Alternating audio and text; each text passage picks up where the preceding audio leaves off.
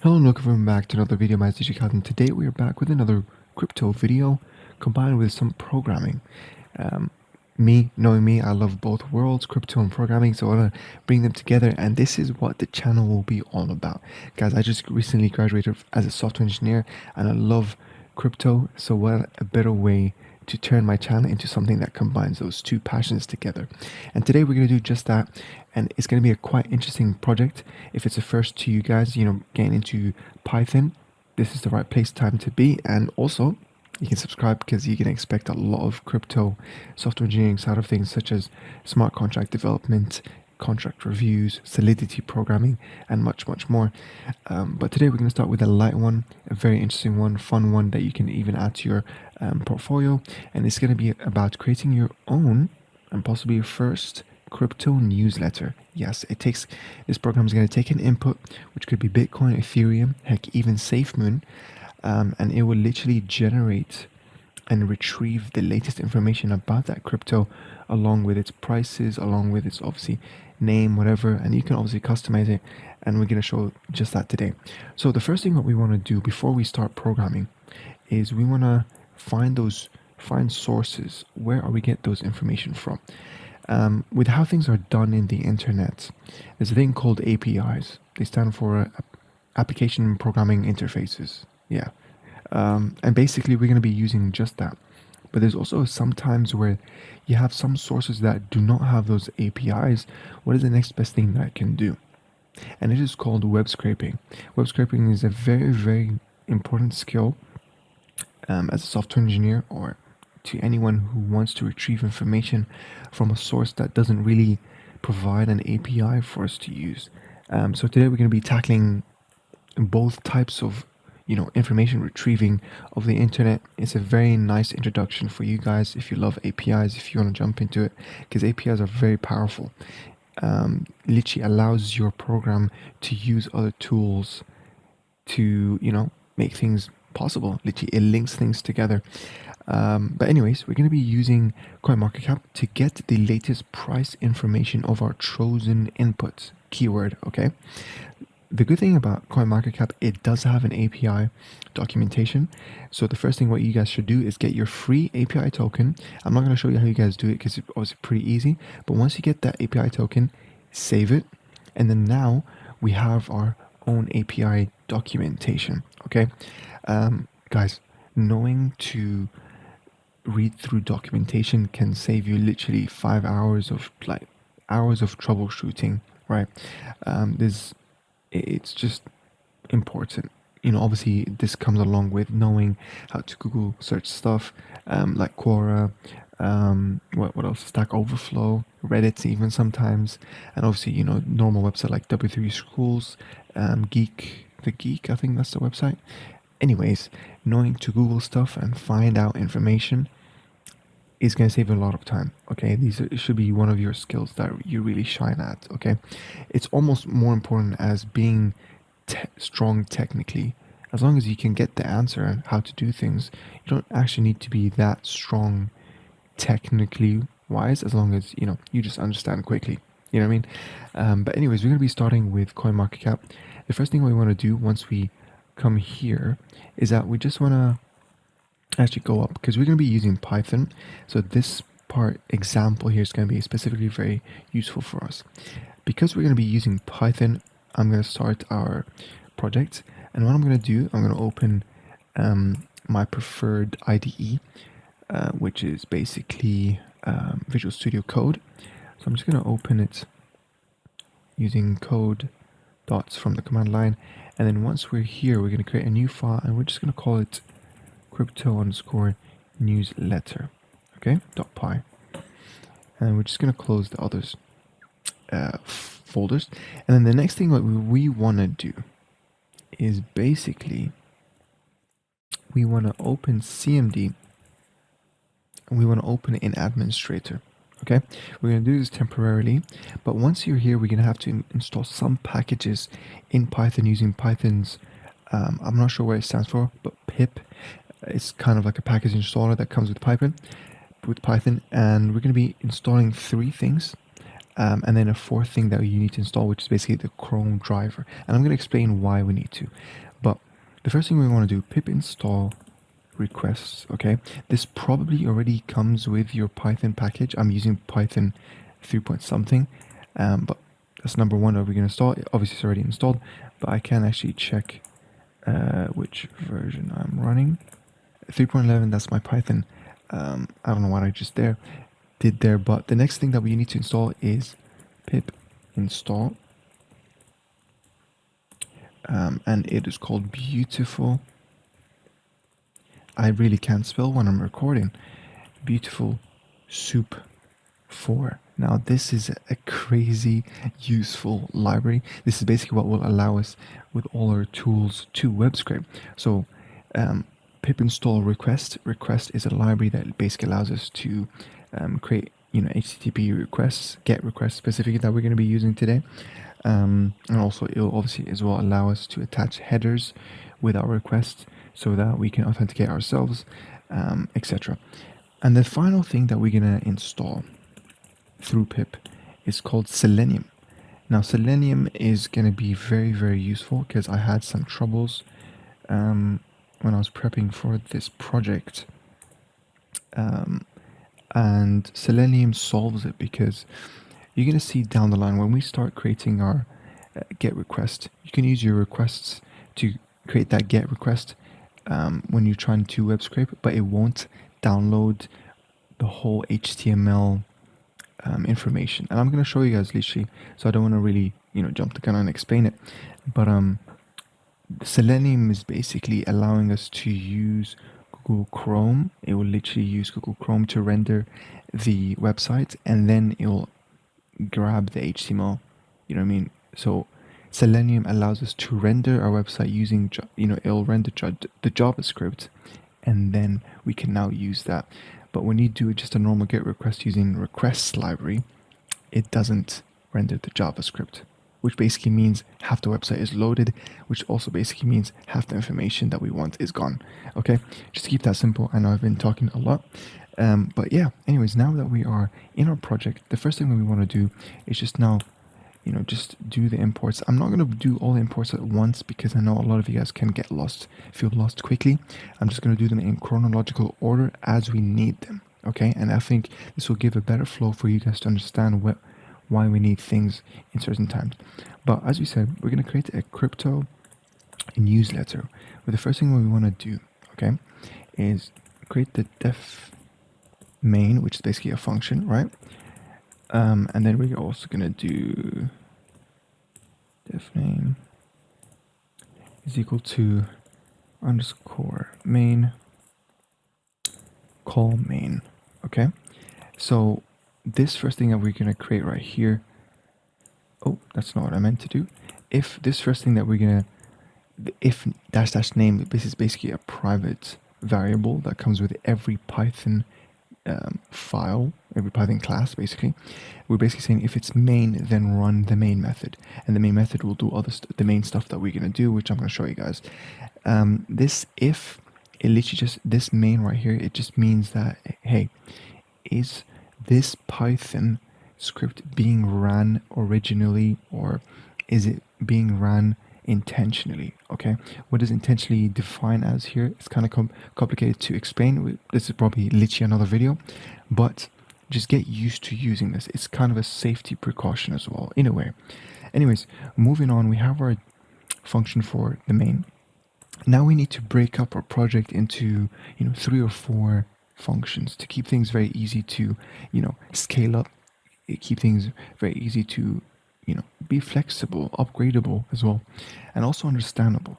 So we're going to create a function called get crypto prices. Okay, this is going to be our first function that we're going to work on, and this will be where we actually get use the CoinMarketCap API. Now the next one right here, okay, get crypto news, and this one is where we're actually going to get the news, right?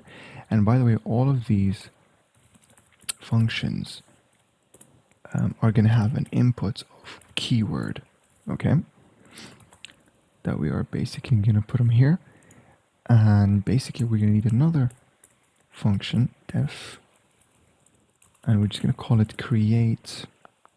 Yeah, just going to say create newsletter. All right. And here we're basically gonna, this is the part where we're just gonna, generate, I'm just gonna put a comment to remind myself, generate text file. That's it, with news stuff. Okay. Yeah, and I'm just gonna do a return.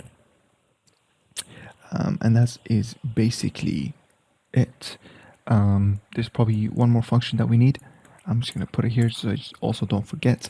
And it's basically render page, okay? And this is the part where we talked about, remember, we're going to use Chrome driver to render things so we can get the JavaScript render. This is the function that we're going to do. We want to kind of break it down into things, right? So we're just going to call it render page. And I think this one will take URL as a, as a input.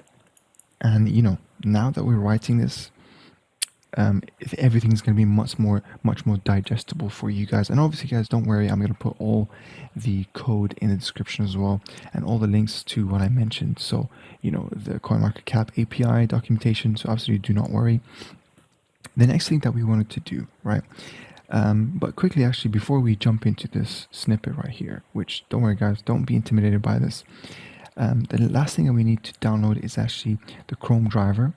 Okay, a lot of us probably already have this by default, but I'm going to put the link in the description, or you can just Google download Chrome driver, and then you'll have this website, and then click on the latest one and just download whichever one you have. Okay, the next thing that what you want to do is set the environment variable if it doesn't work by default, but you shouldn't worry about this that much.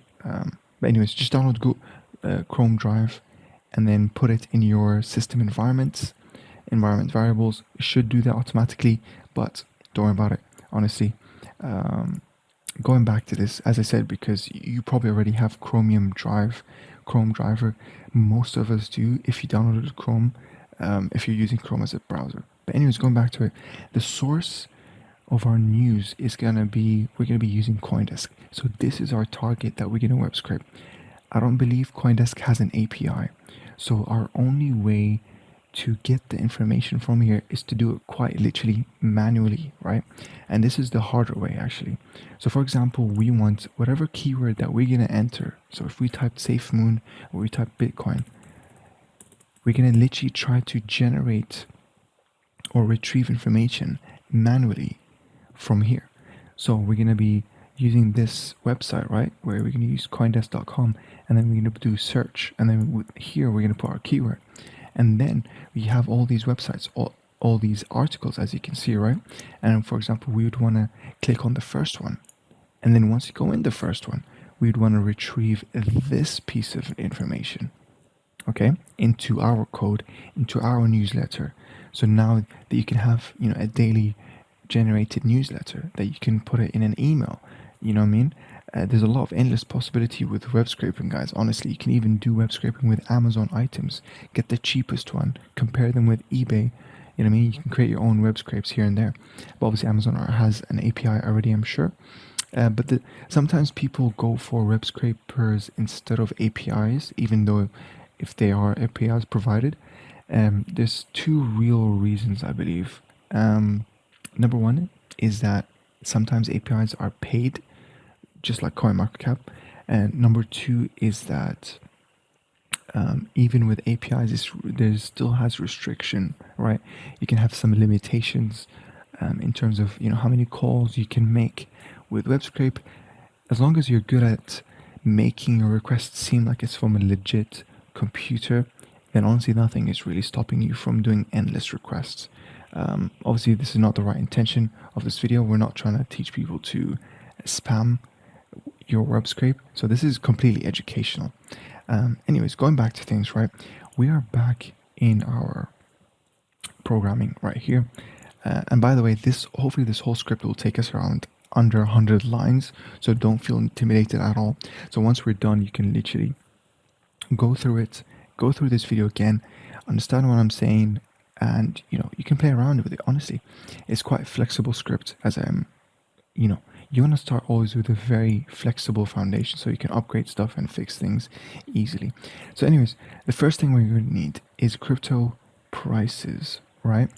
And from the API documentation, it says here that we're going to need a few things, such as headers. Headers is what goes with your HTTP request. So we're going to put that right here, actually. Okay. I don't like how this looks. Yeah, just like that. Perfect. And the next thing we want is a URL. Okay. And the URL that we're going to use specifically is, we're going to come to that in a second. But before that, I just want to get the parameters. So we got these things with your HTTP GET requests, right? It's your destination, basically the website, and you have headers, and also you have parameters. And we're going to show you guys exactly just that, basically.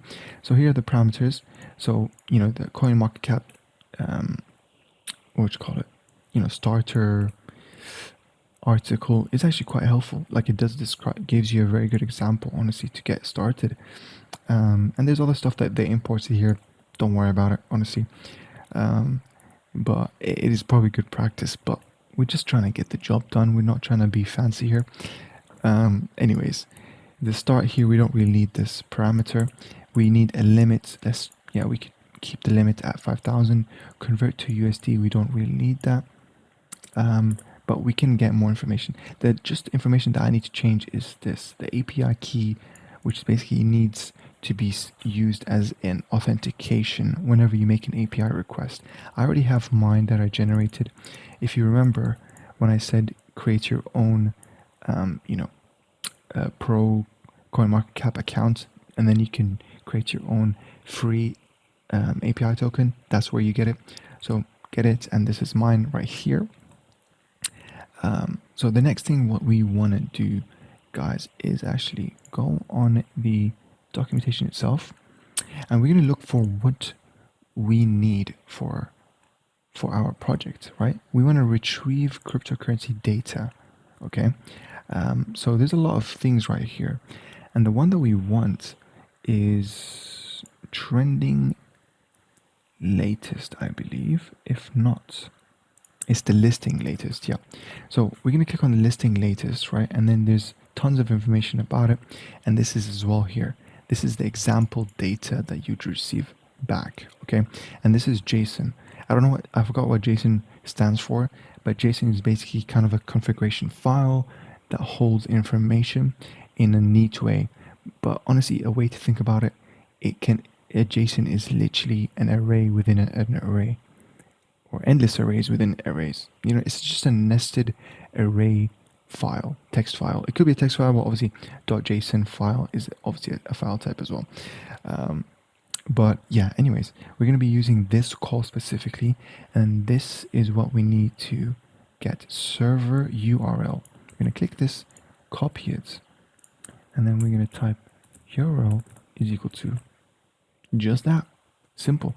All right. So the next thing that we want to do, we're going to go response is equal to requests dot get, and now we're going to say URL is equal to URL, and we're going to do headers is equal to headers, and then we can do parameters is equal to parameters. Simple as that.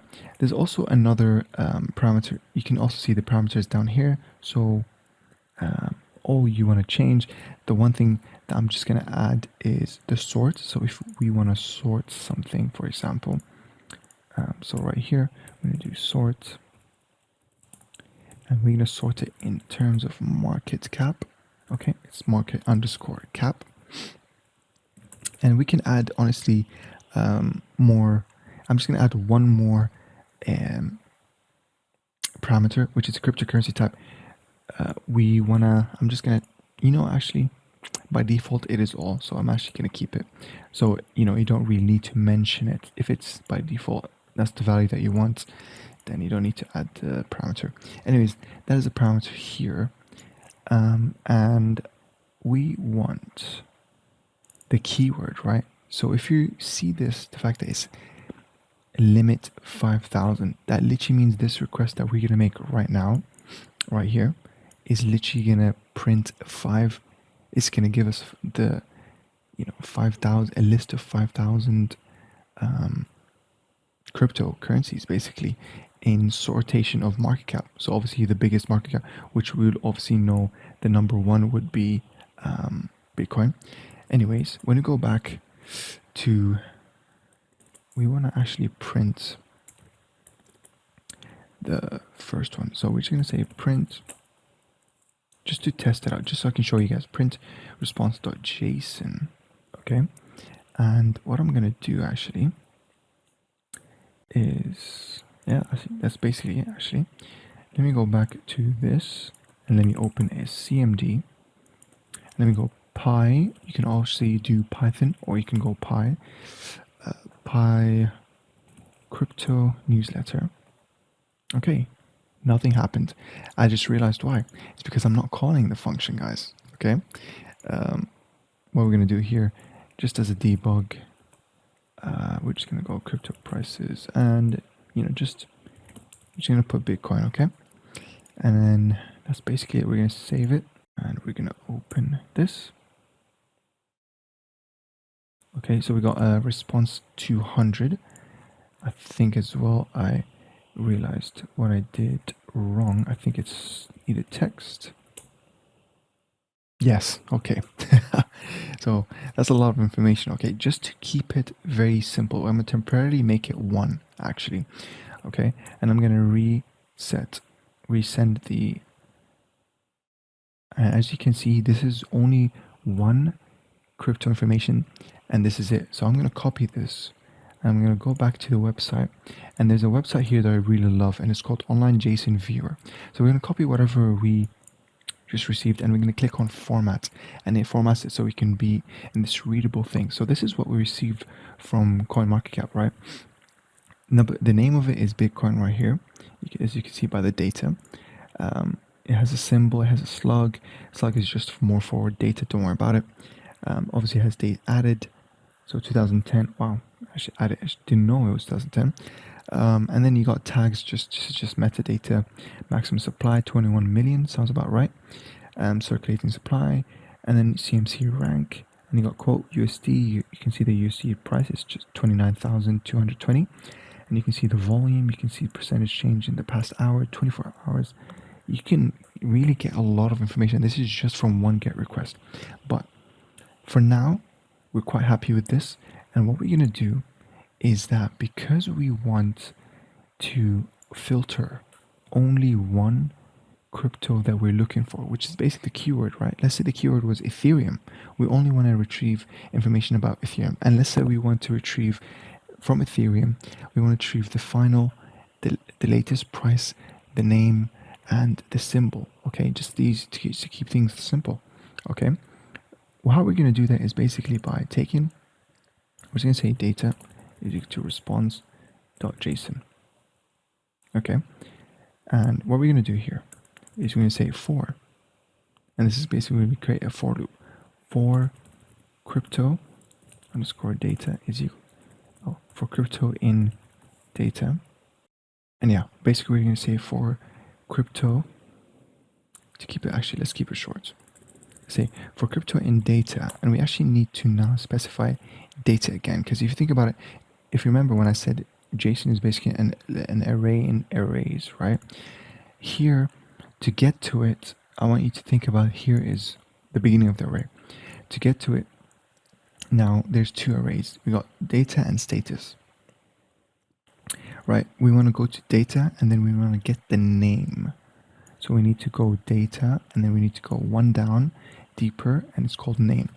So we're going to say, anyways, for every crypto in data, which in our case is going to have 5,000 actually. Remember, I'm going to put it back to 5,000.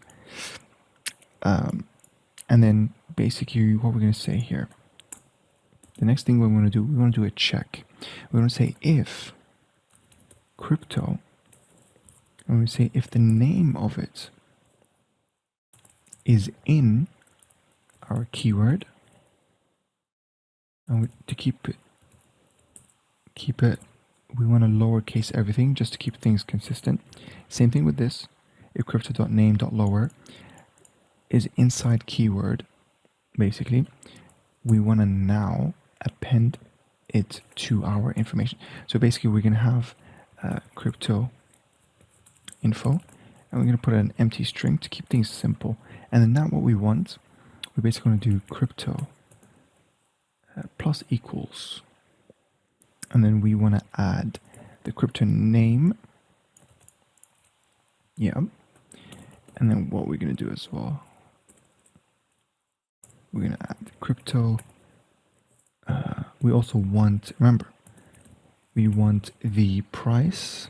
So for us to get the price, we actually need to go deeper a few times. We're going to go quote and then USD.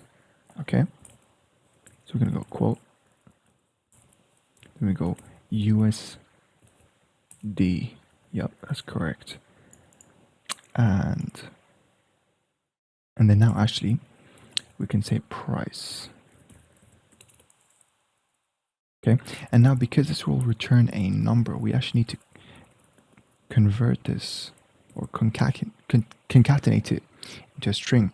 So we need to do this way, which is Python's way to convert stuff, right? And then the final thing that we want actually before this, we're going to do crypto plus equals, and I just realized I'm doing this wrong. Actually, I need to do it this way. Oh, what is going on? Trying to change the name, yep, just like that, because that's the string. I want to append it to the string, and I think it was crypto, and I think it's just symbol. Let's double check up here. Yep, symbol. And I think that's basically it. Just one last thing that I'm going to do, you guys probably didn't think about doing, just to keep it spaced out. I'm going to put like these spacers here. Very manual, I know, but that's it. Once we have that, we're going to basically return it at the end of the function. And then we basically want to print it, actually. Print this function. And let's see if it works.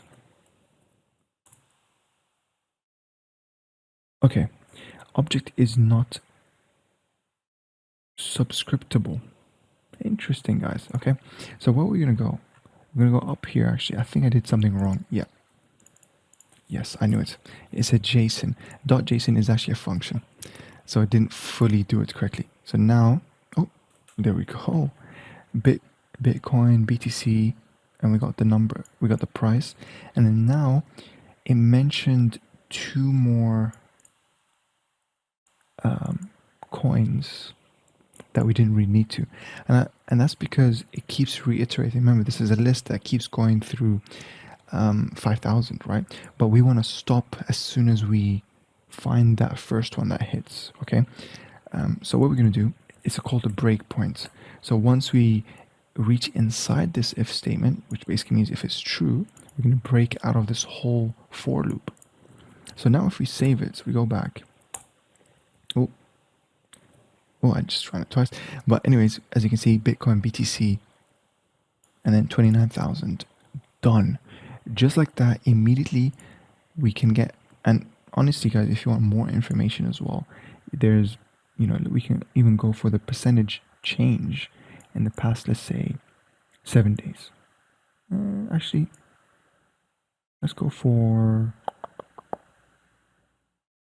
30 days. Yeah, let's go for 30 days. Why not? And we're going to write that here. So we're just going to go, actually, let's go here. Let's be lazy, guys. Let's be lazy. So we're going to say percentage. And I'm just going to actually, I'm going to add this concatenation, right? And I'm also going to add just to keep it understandable, right? I'm just going to say 30-day percentage. Just like that. So now, once we run it, there we go. So 30-day percentage, just so you can understand, you know what I mean? Obviously, these are self-explanatory. We don't need to put name. BTC we already know, and the price we already know. I guess what I could do here is just, for example, put in USD, right? It is not happy with something. I'm really interested. Oh, I already know. Okay, it's not that hard. Oh, there's two pluses. Oh, once it's recording, guys, it really gets like sloppy, right? This is crazy. Anyways, USD. Actually, might as well do this, right? Yeah. Yeah. Oh, much better. Beautiful. Love it. And just like that, guys, we are literally learning to use the API of CoinMarketCap. We've, you know what I mean, learned the power of APIs. It literally allows us to interact with this interface in our programs, which can be automated. You can have a daily, newsletter. You want to generate news, crypto news automatically to send it out to your mailing list, but it's going to take a lot of man time, right? So using APIs literally solves a lot of things. And I'm interested in APIs where I've done an API for my own dissertation. Is more cybersecurity side of things, but you know what I mean. Today is or at least this part is a part for how to use an API and why they're needed. Why are they needed, right?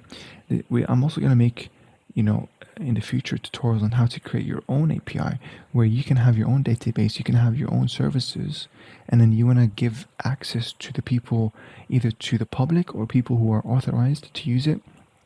And obviously, that has its own kind of standards that you would want to follow, such as having expiry tokens, such as having authentication process, such as having a call rate limit. You don't want people to keep spamming your servers. It will clog up. Then it will actually stop genuine people from using your services, right? A lot of things and challenges come with creating APIs. But yeah, this is part one, guys. Next part is going to be actually just slightly more challenging, but in my opinion, I would call it slightly more fun. And it is basically scraping websites. So how do you retrieve, these paragraphs? We only want these paragraphs. These are the latest information. We don't want the ads. We don't want, these images. We want the text, raw text, the latest information automatically, right? So for example, if we gave it Ethereum, you know what I mean? We're gonna understand how does CoinDesk work. And this is, I'm just gonna give you guys a hint before we go to part two, right? As you can see the website, it's www.coindesk.com, search !s is equal to, and then that's where our keyword will be. So we can literally add in SafeMoon, right? And then we will get the list of articles, right? And this is it. These are all the potential news for us. And it is the latest, right? Look, April 18th, March 29th. And then we're going to use web scraping in the next video, which I hope you'll stay tuned for. Give it a like, comment. Let me know if you're excited for it. It's going to be literally here in a day, maximum. And we're going to use the web scraping so that it clicks, in a virtual sense of things. It will click on the latest piece of information, right? And then we're going to retrieve the news. So we're going to get those paragraphs. So we can now put it in our newsletter. And then obviously from there, what you can do, you can have it where you have certain keywords that you'd want to hear what's the latest news for, right? And this can go, as I said, towards your newsletter. You have a mailing list and you want to do this. And in the future episodes, what I also could do is teach you guys how to make an automated mailing list, right? I believe it's called SMTP, which is basically the emailing servers that you have to use to receive and create emails. And I could show you guys how to create an actual automated mailing list. So you turn an actual newsletter into an email, either using Markdown or HTML, and then you send that piece of email to an actual email using the email services, which I believe is called SMTP, as I said. So there's a lot of possibilities with this project, obviously, and I'm starting from the basics. Today we covered APIs. Next episode we're going to cover web scraping, so stay tuned for that, guys. I hope you really enjoyed it. I know this video is too long, hence why I didn't want to jump into web scraping yet. But I'd like to take things slow. I'd like to explain things. If you're a beginner, this is the perfect type of videos for you. If you're intermediate, it's still the perfect type of videos for you. And if you're an expert, it's good to watch these type of videos to make sure you're filled in with all the gaps, so you can understand everything. You know what I mean? I've learned a lot about APIs. I've learned a lot about websites and how HTTP requests work. Obviously, as I said, I'm a recent graduate. I graduated last year.